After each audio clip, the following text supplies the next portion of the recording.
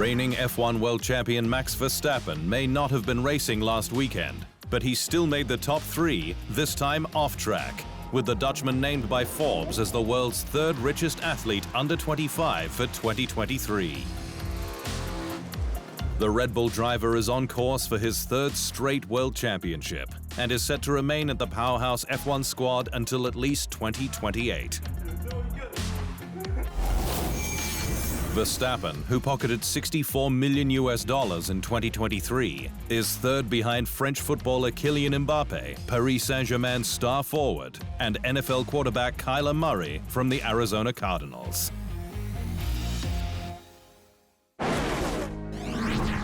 Ferrari has joined the recovery effort in Italy's flooded Emilia-Romagna region, with the iconic brand donating €1 million to the Coordinating Agency for Territorial Safety and Civil Protection. The northern Italian region received half its annual rainfall in just 36 hours, flooding 23 towns, and Ferrari's donation will not only go towards helping affected people, but also be used for projects related to environmental recovery and the management of hydrogeological instability. In times of difficulty, Ferrari has always stood by its community, said Ferrari CEO Benedetto Vigna. Formula One matched Ferrari's €1 million donation, ensuring added resources to the Emilia-Romagna recovery efforts.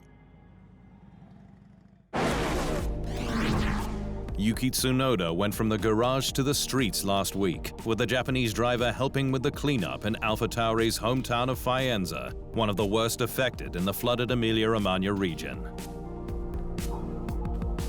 The diminutive pilot was meant to race at Imola, but when the event was cancelled, he rolled up his sleeves to assist with the recovery. After a horrible night, the town is heavily impacted. Dust, mud, and the smell of gasoline everywhere. Currently, people are struggling to find food, and especially places to stay, after many have been evacuated from their own homes, he tweeted.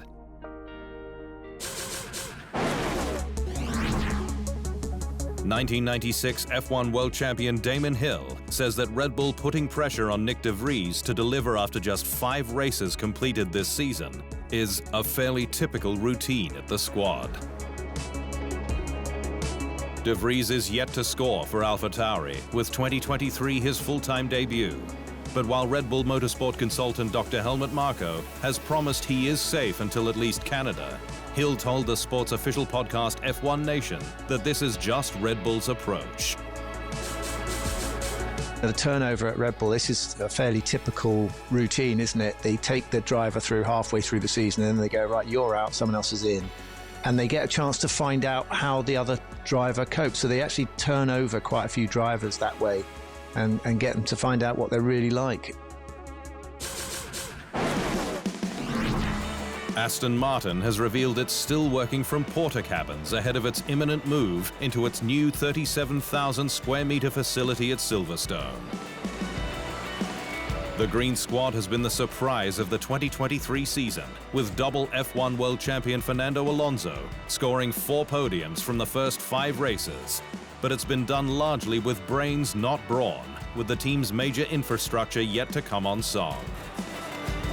But Aston Martin's performance director Tom McCulloch said the move will make a much bigger difference than people realize, with its workforce soon to be in the same building, boosting communication.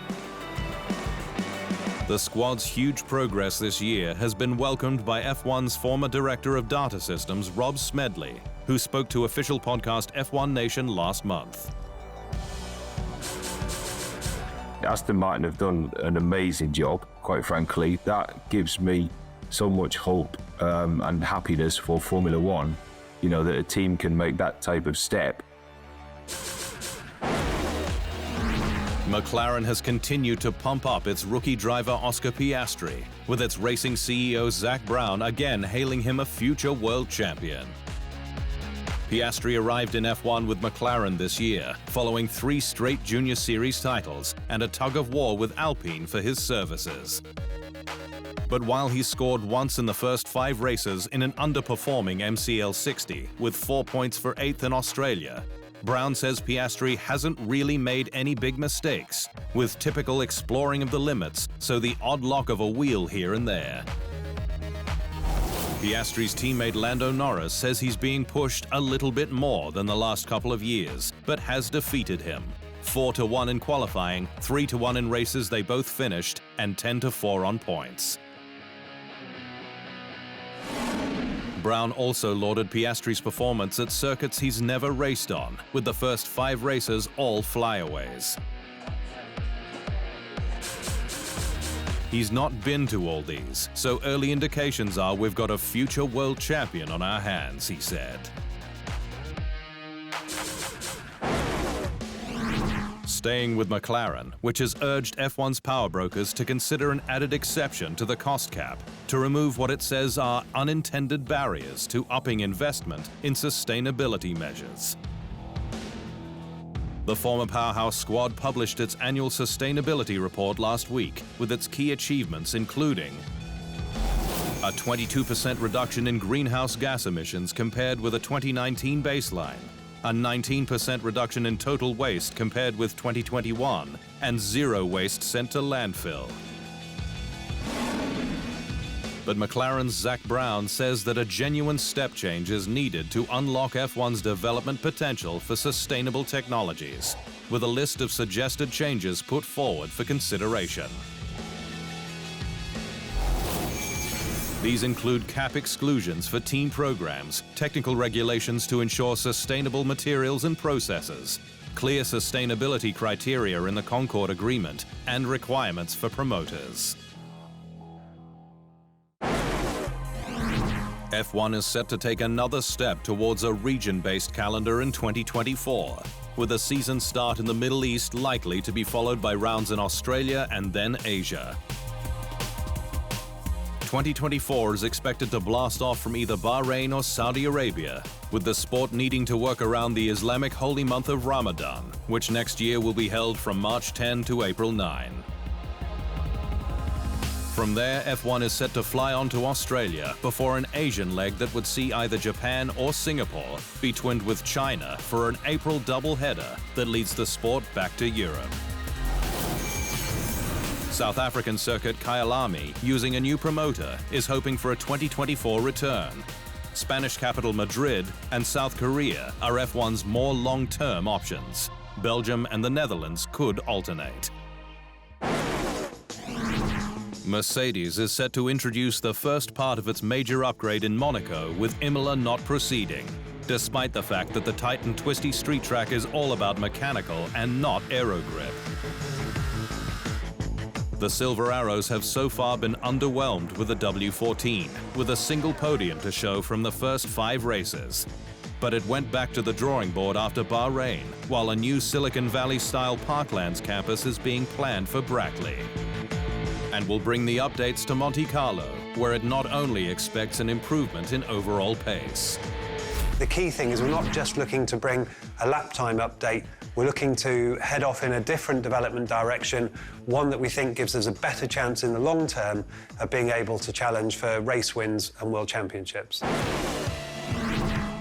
Former F1 driver turned coach Scott Speed says he feels embarrassed by his time at the top, admitting he was young and uneducated and didn't do any self-development until he left the sport. Speed made 28 starts for Red Bull's junior squad, then Toro Rosso, but told F1's official podcast Beyond the Grid he came alive once he moved to other categories like rallying and competed in events like 2022's Tale of the Dragon, where his passion for learning was ignited. The American, though, now winces when he looks back at his time in F1. Oh gosh, how young I was and uneducated. Massive ego. I just look back at a silly kid. It's kind of embarrassing, honestly. I obviously had a lot of ability. I was very good at driving that type of vehicle. I don't think I was at the level of like your Rosbergs or your Lewis. From my generation, those guys were special.